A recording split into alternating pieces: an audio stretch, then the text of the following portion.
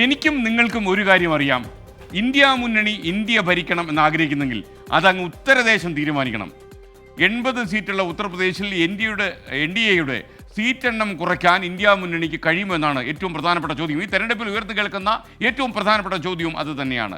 അയോധ്യ, കാശി, മധുര മുദ്രാവാക്യം ഉയർത്തി 80 സീറ്റുകളും ലക്ഷ്യമിടുകയാണ് ഇപ്പോൾ BJP. പ്രതിരോധക്കോട്ട തീർക്കാൻ പരമാവധി വിട്ടുവീഴ്ചകൾ ചെയ്യുകയാണ് ഇവിടെ ഇന്ത്യ മുന്നണിയിലെ ഘടകകക്ഷികൾ. ഉത്തർപ്രദേശിലെ പ്രതിപക്ഷ മുഖം രാഹുൽ ഗാന്ധിയല്ല, ഇനി മത്സരിച്ചാൽ തന്നെ അത് പ്രിയങ്ക ഗാന്ധിയുമല്ല, അത് അഖിലേഷ് യാദവ് തന്നെ. സാക്ഷാൽ അഖിലേഷ് യാദവ്. ഇന്ദ്രപ്രസ്ഥത്തിലെ സിംഹാസനം ആർക്കു നൽകണമെന്ന് നിശ്ചയിക്കുന്ന ഉത്തർപ്രദേശ്, പാർലമെന്റിലെ ലോക്സഭയിൽ 80 ഇരിപ്പിടങ്ങൾ നൽകുന്ന ഏക സംസ്ഥാനം, കഴിഞ്ഞ 2 പതിറ്റാണ്ടായി BJPയുടെ തട്ടകം. കോൺഗ്രസ് ഇപ്പോൾ ക്ഷയിച്ച തറവാട് പോലെ.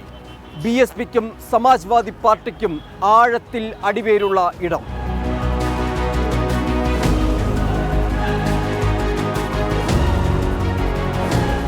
ഉത്തർപ്രദേശിൽ BJPയുടെ ആത്മവിശ്വാസം അയോധ്യ രാമക്ഷേത്രമാണ്.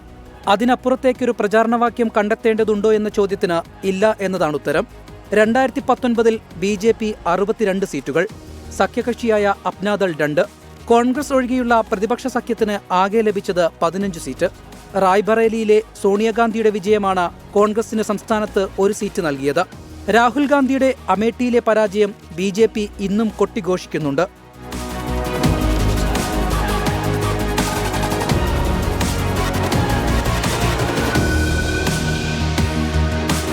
വാരാണസിയിൽ നരേന്ദ്രമോദിയല്ലാതെ മറ്റാരെയും പരീക്ഷിക്കാൻ BJP തയ്യാറല്ല.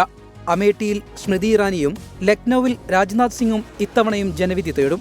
ഈ തെരഞ്ഞെടുപ്പിൽ പടിഞ്ഞാറൻ ഉത്തർപ്രദേശ് നിർണായക മേഖലയാണ്. പ്രതിപക്ഷത്തോടൊപ്പമുണ്ടായിരുന്ന RLD ഇന്ന് BJPക്കൊപ്പമാണ്.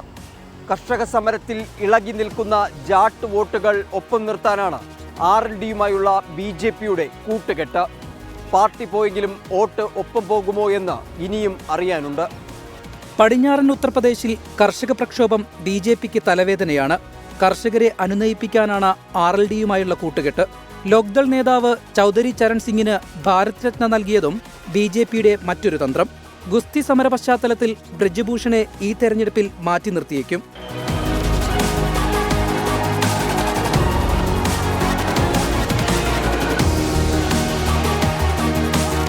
2018 നിയമസഭാ തെരഞ്ഞെടുപ്പിൽ പരാജയപ്പെട്ട SP കോൺഗ്രസ് സഖ്യം ഇത്തവണ ലോക്സഭാ തെരഞ്ഞെടുപ്പിൽ ആദ്യമായി പരീക്ഷിക്കപ്പെടുകയാണ്.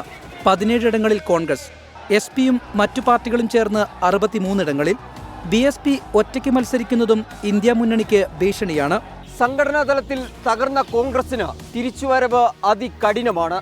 സമാജ്വാദി പാർട്ടിക്കും BSPക്കും ഇത് നിലനിൽപ്പിന്റെ പോരാട്ടം കൂടിയാണ്. ഇന്ത്യ മുന്നണി കൊടുങ്കാറ്റാകുമോ ഇളം കാറ്റാകുമോ എന്ന് ഉത്തർപ്രദേശ് തീരുമാനിക്കും. R. അച്യുതൻ, 24, ഡൽഹി.